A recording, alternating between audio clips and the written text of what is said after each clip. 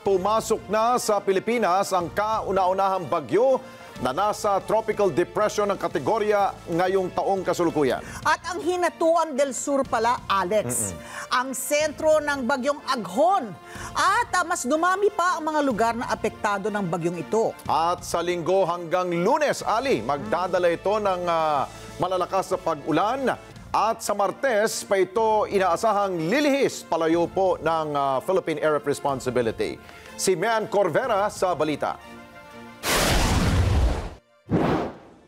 Ganyan din sa buong Catanduanes. 12 lalawigan na ang isinailalim sa warning signal dahil sa bagyong Aghon. Ayon kay Benison Estareja, ang weather forecaster ng Pag-asa, nakakaranas na ngayon ng malalakas na hangin at pag-ulan ang mga lalawigan ng Sorsogon, Albay, Catanduanes, Camarines Sur, Eastern Samar, Northern Samar, Leyte, Southern Leyte, Dinagat Island, Surigao del Norte, kabilang na ang Siargao at Surigao del Sur. Sa mga lugar na ito, nararanasan ang katamtaman hanggang malakas na pag-ulan kung saan inaasahang aabot sa 200 mm ang dami ng buhos ng ulan. Batay sa huling pag-track ng Pag-asa, napanatili ni Aghon ang kanyang lakas habang kumikilos pa kanluran, hilagang kanluran sa bilis na 45 km kada oras. Taglay ang bugso ng hangin na 55 km kada oras. Namataan na ang sentro ni Aghon sa layong 240 km sa silangan ng Hinatuan, Surigao del Sur. At may kabilisan po ang pagkilos nito west-northwest sa bilis na 30 kilometers per hour. Base po sa ating latest satellite animation, itong mga kulay puti at kulay gray po na mga kaulapan, ito po ay nagdadala ng mga pag-ulan dito sa malaking bahagi ng Bicol, Visayas, and then halos buong Mindanao po, yung outer cloud bands. So yung direct effect ay mostly talaga dito sa may Eastern Visayas and Mindanao, pero inuulan na rin po yung ilang bahagi ng mga nabanggit natin na lugar. Inaasahang lalakas pa si Aghon bukas at magiging tropical storm na. Mas malakas na hangin naman ang mararanasan sa mga coastal at mountainous area. Sa Linggo hanggang Lunes, magdadala rin ito ng malakas na pag-ulan at sa Martes pa ito inaasahang lilihis palayo ng bansa.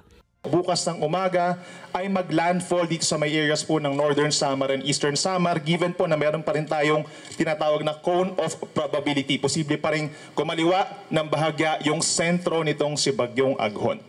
Magkakaroon naman ng kalat-kalat na pag-ulan at thunderstorm sa loob ng susunod na 2 araw sa ilang bahagi ng Mimaropa, Calabarzon, Aurora at Metro Manila habang bumabagta si Aghon sa silangang bahagi ng bansa.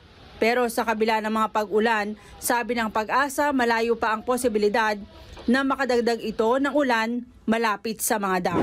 So yung nakikita natin kasi na rainfall forecast dun sa mga areas po ng mga dams such as Pantabangan and Angat, up to 50 millimeters. Hindi po siya nakalagay dun sa ating forecast rainfall na magkakaroon ng heavy rainfall. So we're mga light to moderate rains po pagsapit po ng weekend, and makakatulong naman siya sa pagpapadagdag po ng level ng tubig sa mga dams natin, pero hindi siya ganun sasapat, especially po na hindi naman talaga dadaan dun yung bagyo. Mian Corvera para sa Mata ng Agila, matatag, matapang, matapat.